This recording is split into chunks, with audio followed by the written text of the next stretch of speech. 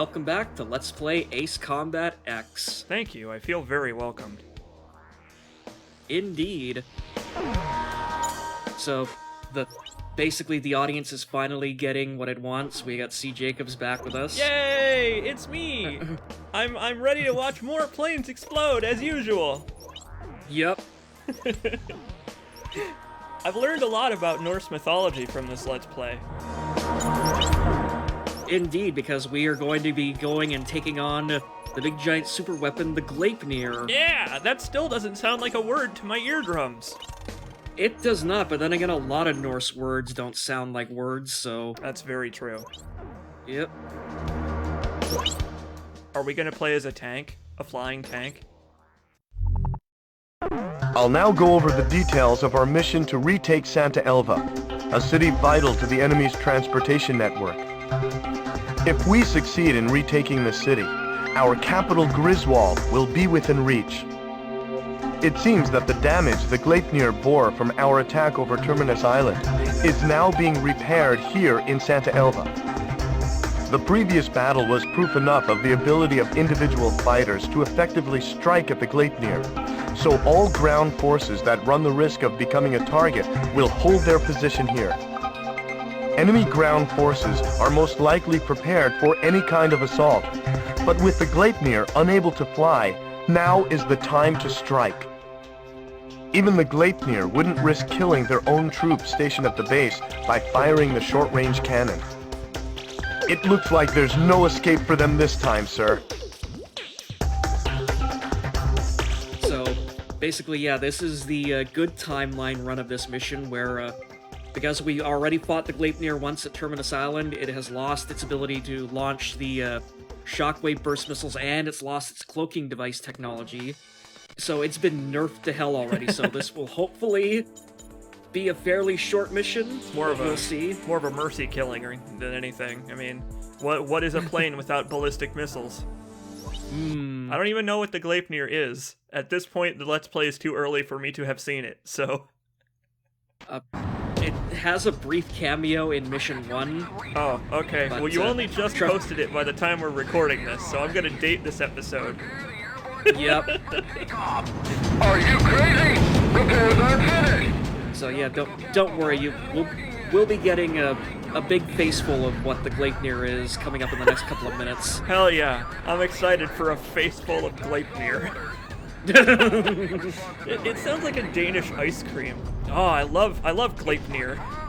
It kinda does, really. Like, delicious dessert, Gleipnir.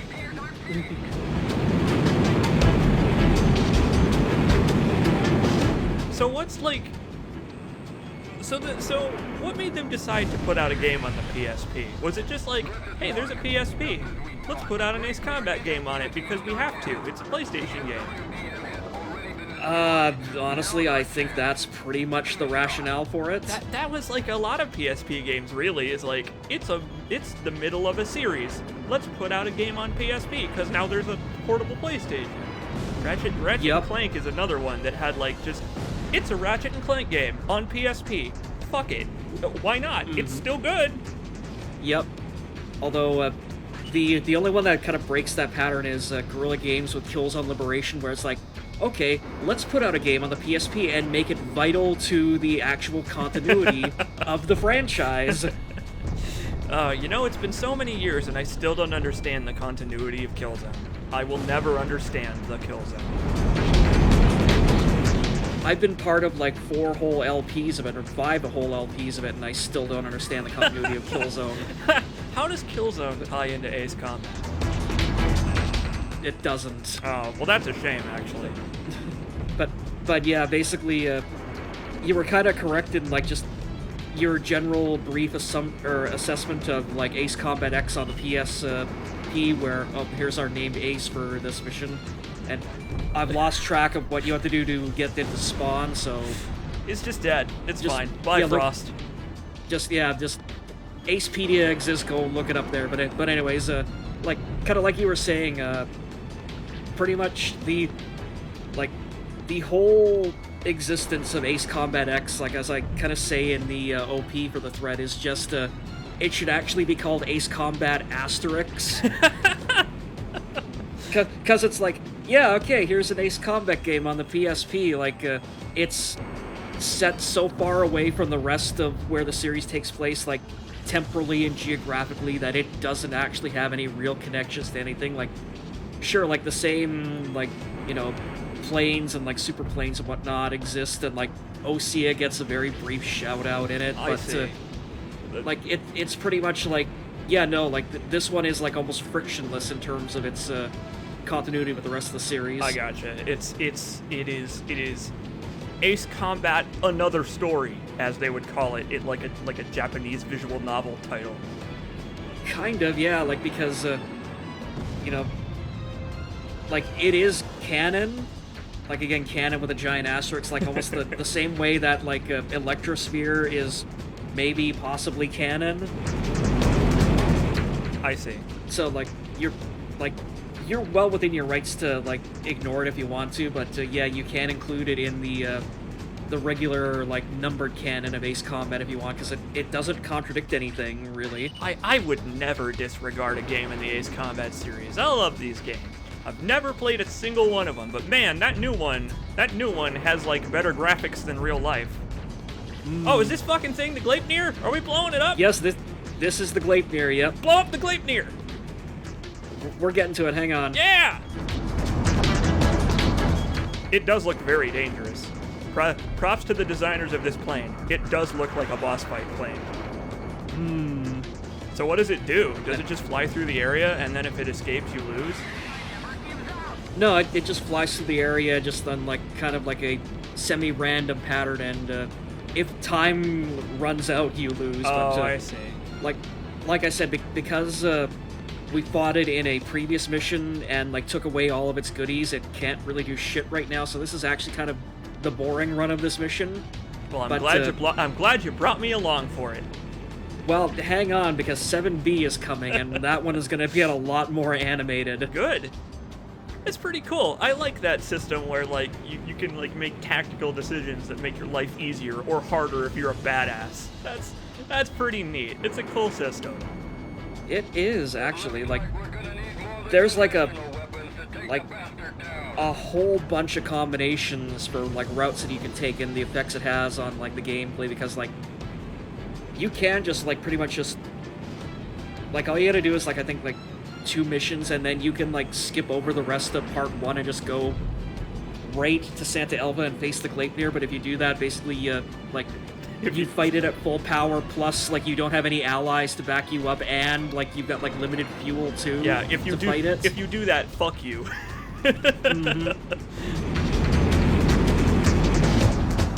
I like it when games do that stuff, where like, you can't really affect the outcome of the story of the Gleipnir. You have to fight the Gleipnir. You can't become friends with Gleipnir.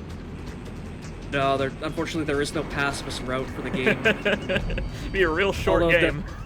Yeah, although that said, I did see someone posted something on the Ace Combat Reddit the other day, like, pretty much right almost at the same time that I went live with the first video of X with, he's doing a pacifist run of Ace Combat 6. I see. How is that possible? Do you just let the friends kill everything? Yeah, you sick Shamrock and the AI on everything, and, like, he said, like, okay, there's, like, only, like, 2 spots in the game where, like, you have to actually fire a missile, and that's taking out the core of the Igaion and the last couple minutes of Chandelier, like, taking out, like, the final boss targets. But other than that, he's gonna try to go. Yeah, he's gonna go try to go through the entire game without firing a single missile. Cool. I mean, more power to him. Why not? Mm-hmm. Oh, I love that it's just flying around like, oh fuck, the other plane is faster than me. Mm-hmm. Oh no, we have this big giant flying fortress and it only has conventional weaponry. What are we gonna do? Are you sure this is an Ace Combat game? You said it only has conventional weaponry? Where's the nuke? Right now, we're getting to the nuke, okay? Come on. Just like wait. That, just wait until Gleipnir 2. Yeah, like I said, 7B is where the fun stuff happens. You know what? I'm excited for it. I appreciate your willingness to show off everything Ace Combat X has to offer. This is why we pay you the big bucks here at Let's Plays Inc.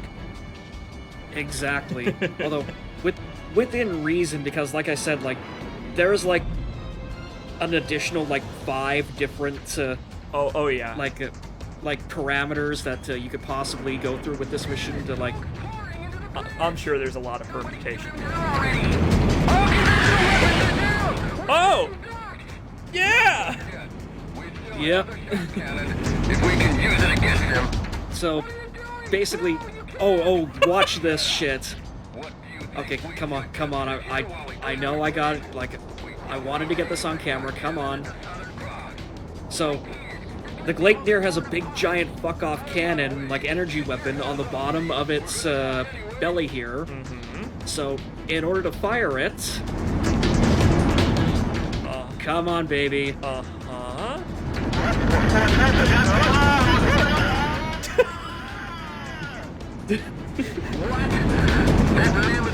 Wait! Oh shit! Do a barrel roll! Mm-hmm. They plan to fire it like that? Like, Wait. That is okay. Now that's an unconventional weapon. Yep. So, yeah, normally this thing is supposed to be fired downward, but because the commander of the Gleipnir is an insane person, he's flipping it over and firing it upward to try and kill us with it. They turn the entire ship upside down because they want to kill you so bad. Yep. And apparently it's still airworthy flying like that, so... God, they're probably like hanging on for dear life. Like, it's like a cartoon with yeah. like one guy holding on to the top of a seat. Oh yeah, like people kind of give the game like a little bit of shit because like it has like PSP money voice acting, but like that little bit of acting, like when the thing is turning over and like you can hear the crew like freaking out because the captain is barrel rolling the damn thing, that was some damn good voice acting. You know, and they have some pretty skilled pilots too to keep this fucking thing in the air. Yeah. Like, this damn thing was pretty sturdily built if it can pull off those kind of moves on the reg, like...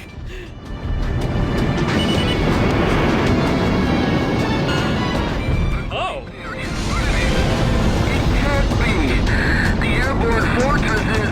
It can't be. Man, you were right about the voice acting.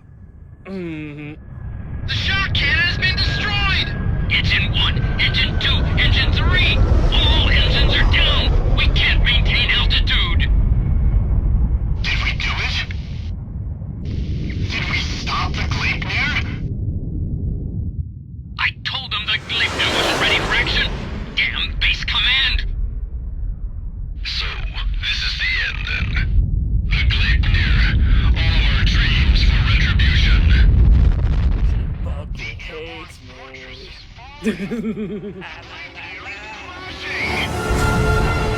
Also, again, I love how this thing is like 10 times the size of the city. It really is huge.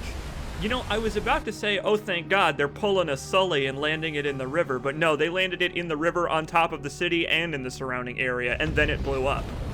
Like, nobody survived that. The Gleipnir is no more. Shortly after our victory, ground forces successfully retook Santa Elva. The Santa Elva victory is fantastic news. Not for the people who live there. The defeat of the Gleipnir is sure to boost morale and give It's us a big city, like, advantage in this most war. of it is still there. I guess you're right. Liberate the capital Griswold. We've already come this far, sir. What a successful mission. That was fucking cool. This game is great. A new aircraft color has been acquired. Yeah!